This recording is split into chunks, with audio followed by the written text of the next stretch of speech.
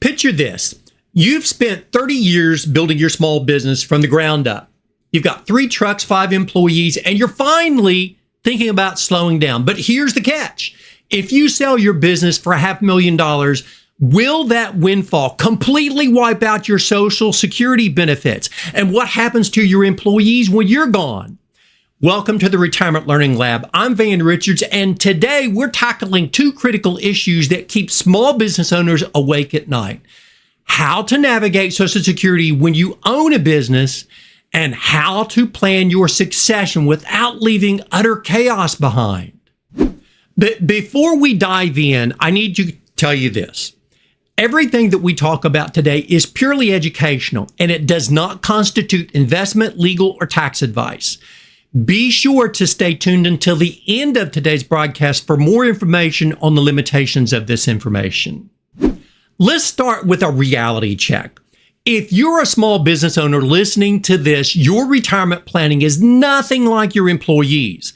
They get predictable W-2s, steady 401k contributions, and clear Social Security projections. You, on the other hand, your income might look like a roller coaster.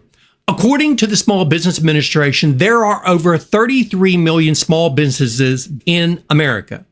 They employ over half of the private workforce. But here's what makes your situation unique. Your business isn't just your job, it's your biggest asset and your retirement plan all rolled into one. This creates a perfect storm of challenges. First, your Social Security benefits might be lower than you think because of how that you've been structuring your income for tax purposes.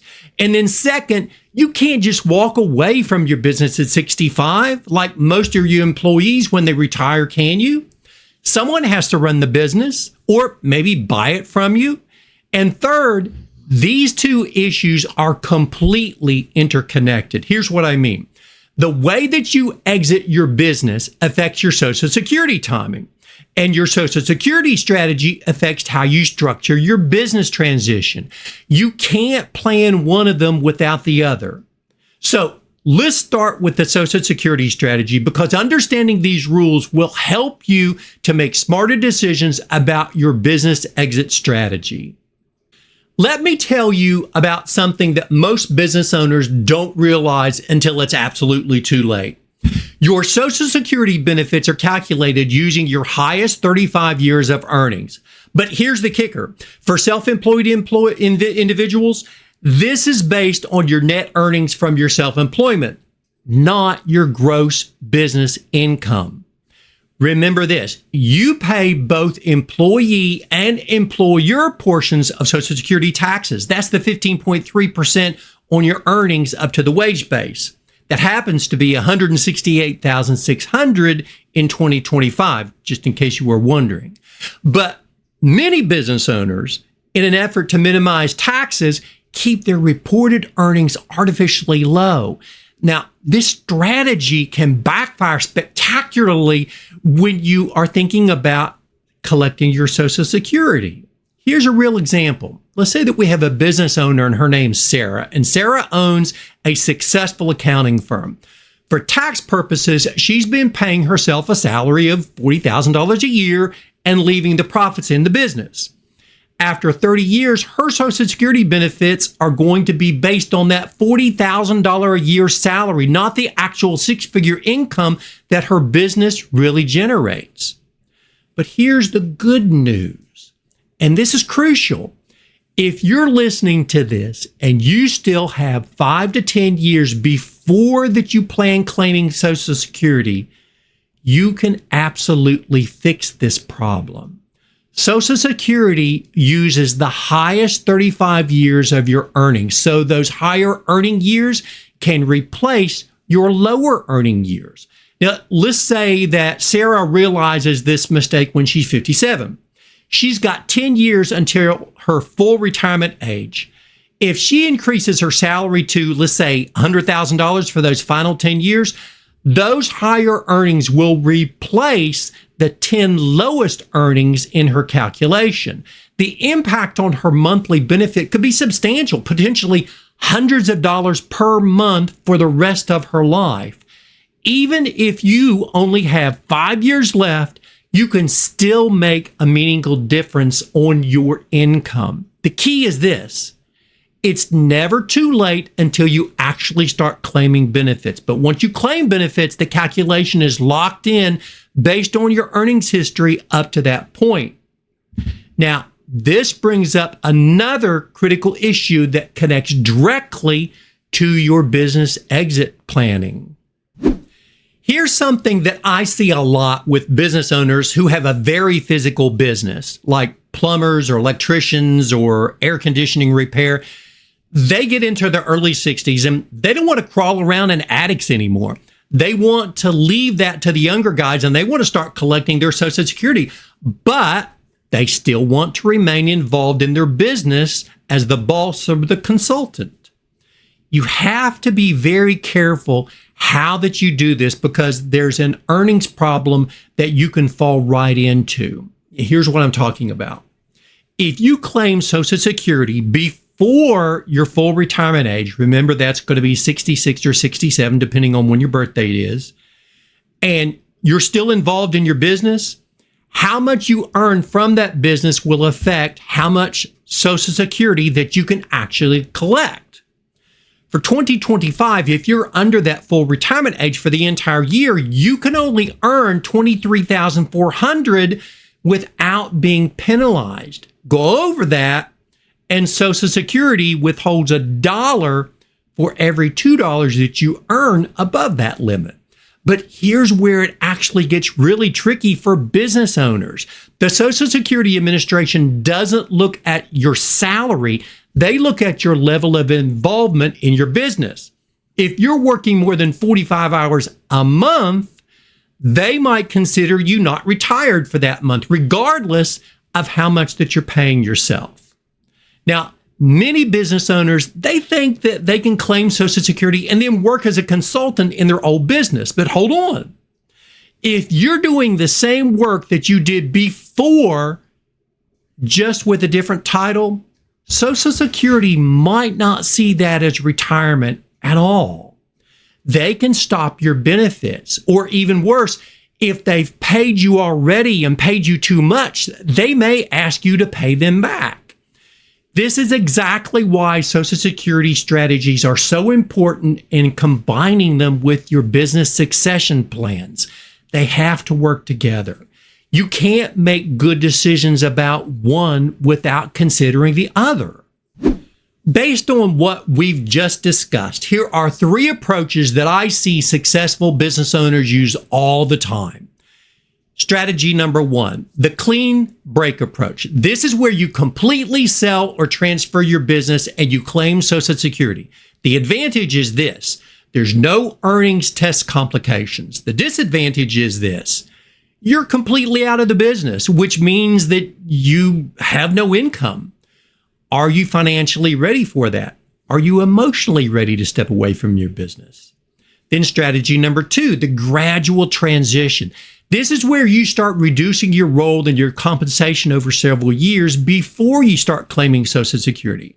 Maybe you transition from owner to part-time consultant, keeping those hours under 45 a month and your income under the earnings limit. Now, this only works if you can truly step back from your day-to-day operations. And then strategy number 3, the delayed gratification approach.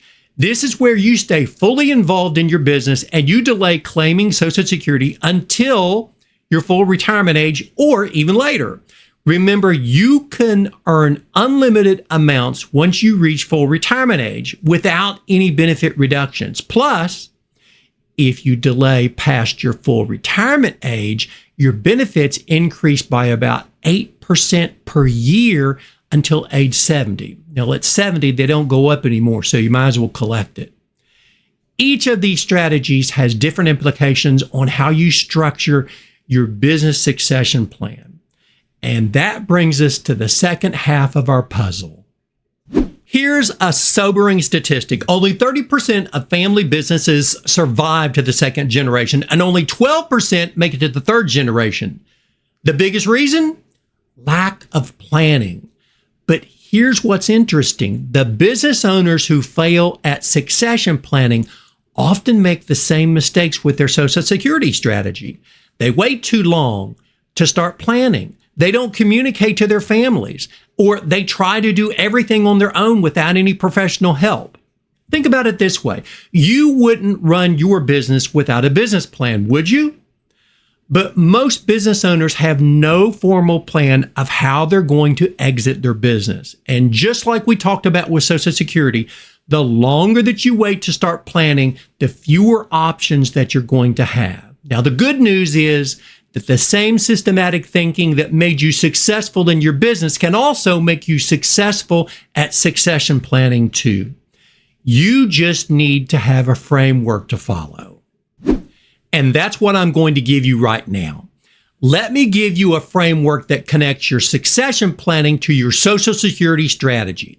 Here's the first part: your timeline and your exit strategy. First off, you need to decide when you want to reduce your involvement and when you want to completely exit your business. Now, this isn't just about age, it's about your Social Security claiming strategy.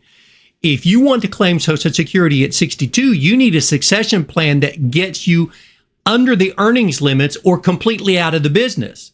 If you're willing to wait until your full retirement age, you have more flexibility to stay involved in your business and collecting the benefits. Are you selling it to family? Are you selling it to employees, competitors, or outside buyers?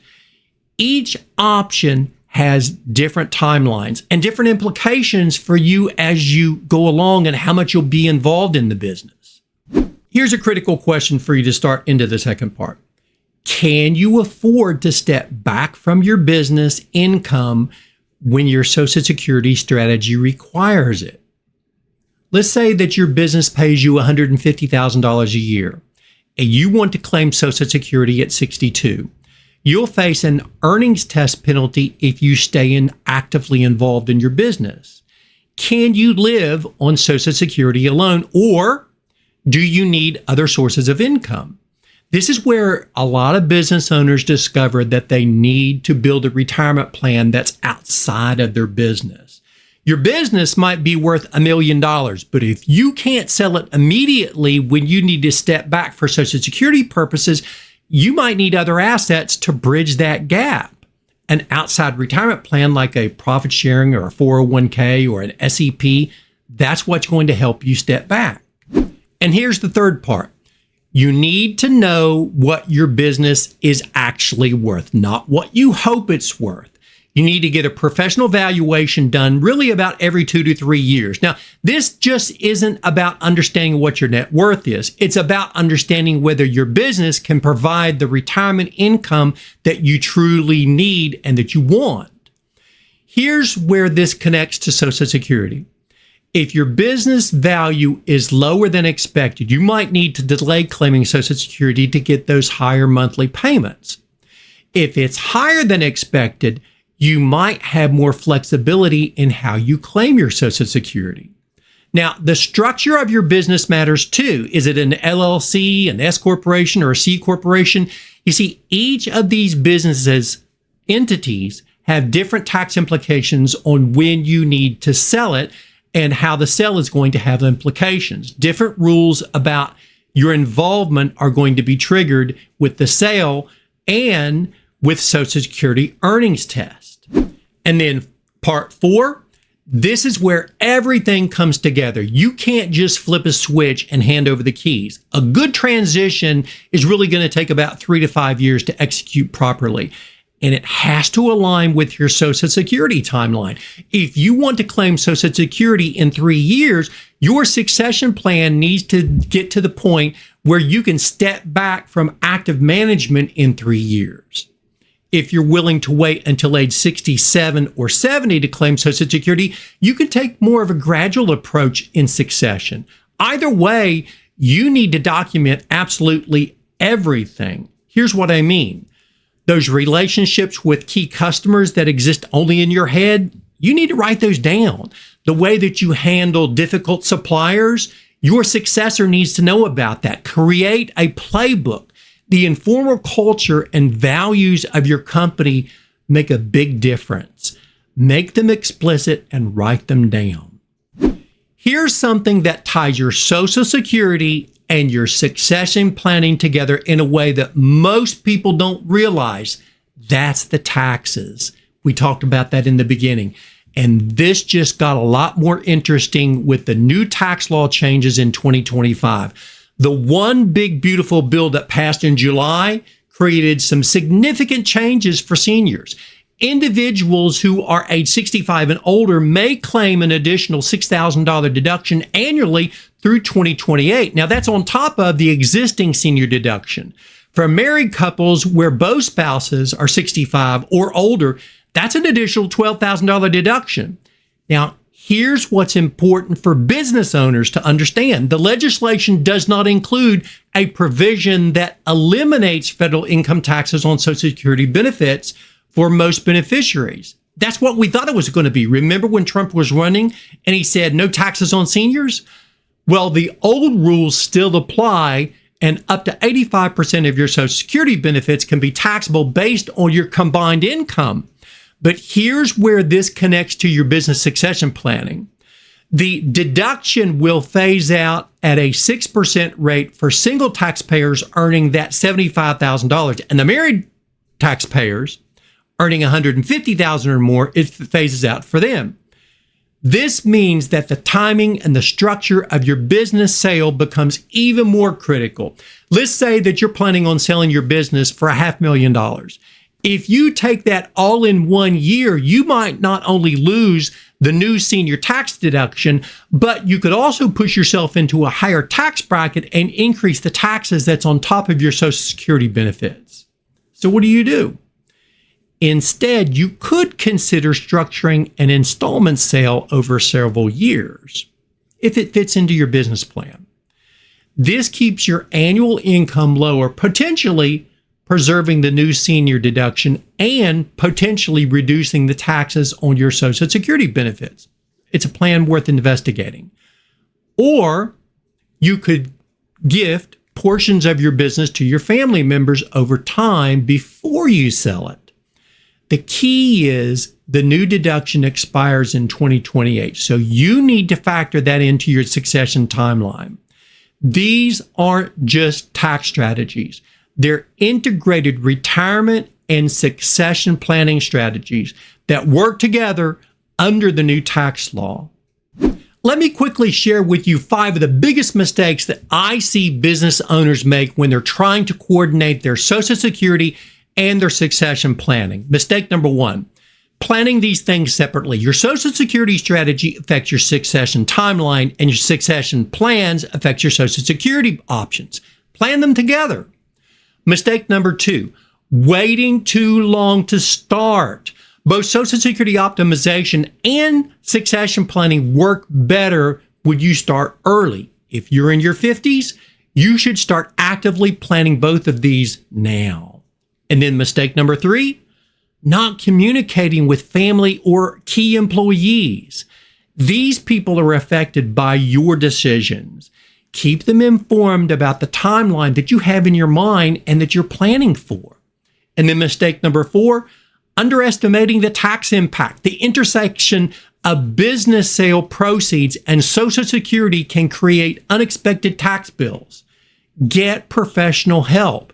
It's worth the money. It's worth the time. And then mistake number 5, trying to do all of this on your own. You need an estate planning attorney. You need a tax professional. You need a financial advisor who understands business transactions. This isn't the time to save money on professional fees. Here's what you need to do in the next 30 days. First, get your Social Security statement at ssa.gov and see what your projected benefits look like. If they're lower than expected, you know that you need to adjust your compensation strategy. Second, write down your ideal timeline for reducing your business involvement and completely exiting your business.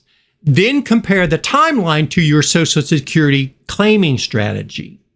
And then third, get a business valuation. You can't make good decisions about retirement, timing without knowing what your biggest asset is actually worth. And then fourth, start the conversations with your family and your key employees about your long-term plan. Remember this, you didn't build your business by accident. You planned, you executed, and you adapted. Your retirement planning deserves the same level of strategic thinking. The intersection of Social Security and business succession planning, it's complex, but it's not impossible to navigate. The key is understanding how these pieces actually fit together and start planning early enough so that you can have real options available to you. If you found this information helpful, subscribe and hit the bell icon for notifications. Let me know in the comments, what's your biggest concern about coordinating your Social Security strategy with your business exit plan? I'm Van Richards, and thank you for joining me today on the Retirement Learning Lab.